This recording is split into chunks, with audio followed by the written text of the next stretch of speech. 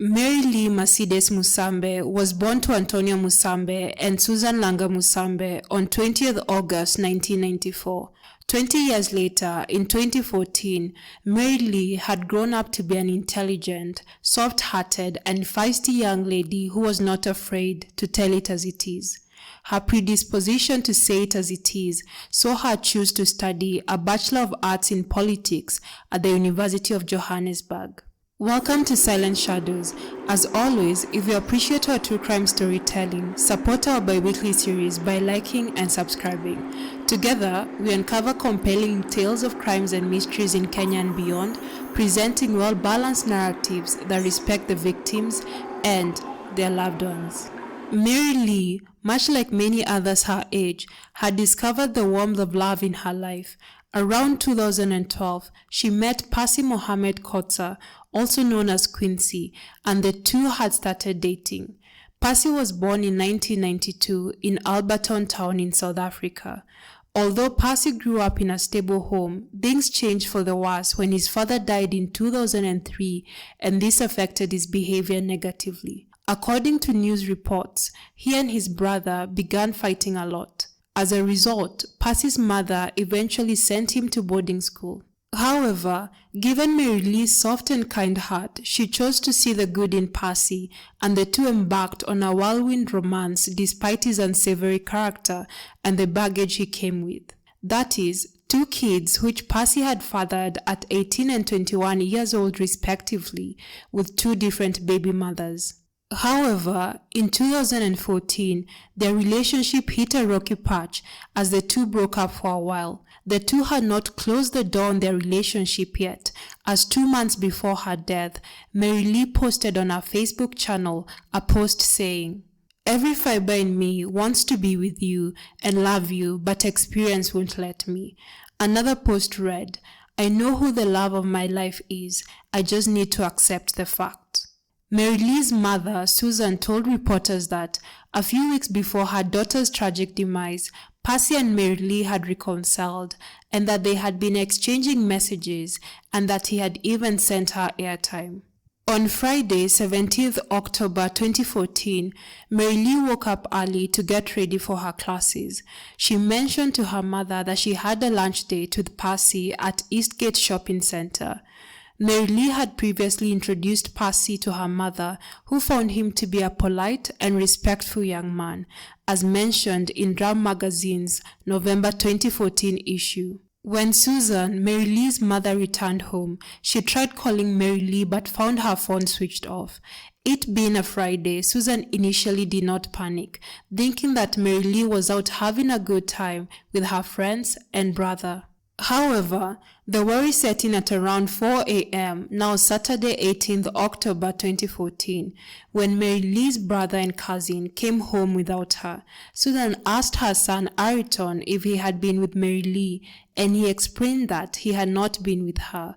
However, he noted that together with his cousin Larson, they had encountered Percy at a bar in Melville that night. According to them, Percy was with 2 female and 2 male friends, and he had asked about Mary Lee's whereabouts. After some casual conversation, Percy continued to enjoy the evening with his friends. Looking back, this encounter seemed surreal, given that Percy had already taken Mary Lee's life. At 6 a.m., concerned about Mary Lee's whereabouts, her cousin Larson called Percy to inquire if she was with him. Percy, anxious to end the phone call, informed Larson that he had not seen Mary Lee that night, but mentioned that she had been at his house earlier the following day. He suggested that Larson meet him at Gandhi Square to help search for Mary Lee.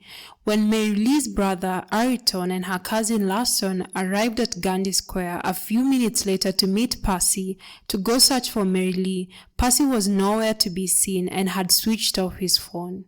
After driving through the streets with a photo of Mary Lee asking people if they had seen her, they decided to go to the police station where they reported Mary Lee as missing before heading to the hospitals in the area to look for her. At 12 noon, they got Percy's address, and when they went to his house, his mother told them that he had left in the morning and she did not know where he was. Whilst Mary Lee's brother and cousin, Ayrton and Larson, were searching for her, other family members had rallied online on Twitter and Facebook looking for both Mary Lee, Percy, and her car, a Volkswagen Polo, which was also missing. Consequently, Ayrton's phone started ringing as friends and family notified him that Percy's girlfriend, Masemola, had uploaded a photo on Twitter which showed her posing next to Mary Lee's car. With police's help, they confronted Percy's girlfriend, Masemola, who confessed to having driven in Mary Lee's Volkswagen Polo with Percy, but she claimed she did not know where the car was. She also confessed to the police that her boyfriend Percy had given her a cell phone as a gift. Tragically, the cell phone turned out to be Mary Lee's. Hours later, at 6 a.m. on Sunday 19th October 2014, Ayrton received a call from an old colleague letting him know that he had spotted Mary Lee's car parked at Malvern, Jewel Street in Johannesburg. Mary Lee's family headed to the car's location. Her mother was left behind to watch over the car to prevent individuals from tampering with it. The rest of the family members went to call the police. Little did Mary Lee's mother know that the events that were about to unfold in the next few minutes would change her life forever. When the police came and broke into the car, they made a shocking discovery. They found Mary Lee in the boot deceased. She had been tied up and stabbed more than 40 times. Following the discovery, the police launched a manhunt for Percy, who was on the run. 22-year-old Percy was later arrested by the police at Witbank in Mpumalanga 3 days later on Wednesday, 22nd October 2014. While in police custody at Sun City Police Station, Percy got hold of a phone and posted on Facebook a disturbing yet hopeful message for Mary Lee's family that sought closure. The post read by Pat, "On Monday, I'll be making a confession statement due to the case.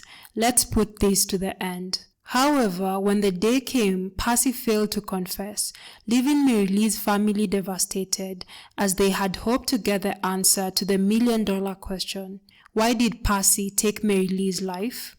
Instead of taking the blame, Percy confessed in court, saying that it was his girlfriend and baby mama, Masemola, who was responsible for Mary Lee's tragic demise. He claimed that Masemola was livid when she found Mary Lee in his house. He further claimed that Masemola assaulted Mary Lee using a knife before coercing Percy to helping her cover up the murder by threatening to unalive their daughter and his mother.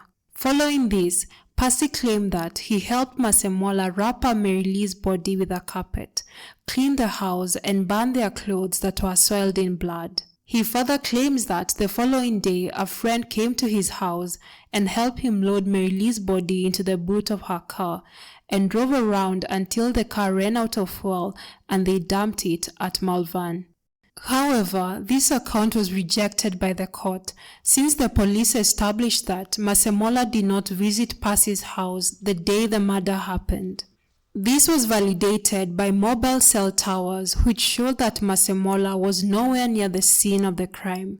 Masemola, who went on to become a state witness, testifying against her boyfriend and baby daddy, alleged that Percy dropped by her house that day and gave her a phone as a gift, which unbeknownst to her belonged to her deceased Mary Lee. On 7th July 2017, Percy, who showed no remorse for his actions, was sentenced for a total of 25 years in prison. Mary Lee's DNA, discovered in Percy's house, served as the decisive evidence that sealed his fate. Percy's lack of remorse was further seen after he was handed his sentence, and he told his mother, "I don't care if I'm going to get a life sentence or not, but I will come back, don't worry, Mama. When I come back, I will be rich like Kenny Kunene," he giggled. Kenny Kunene being an infamous South African tycoon and former convict. Unfortunately, the motive behind Percy taking Mary Lee's life remains unknown, with speculation being Mary Lee went to his house and an altercation occurred, ultimately leading to Mary Lee's untimely demise.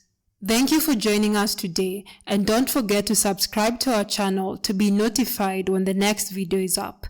Until then, please take care, stay safe, and always trust your gut.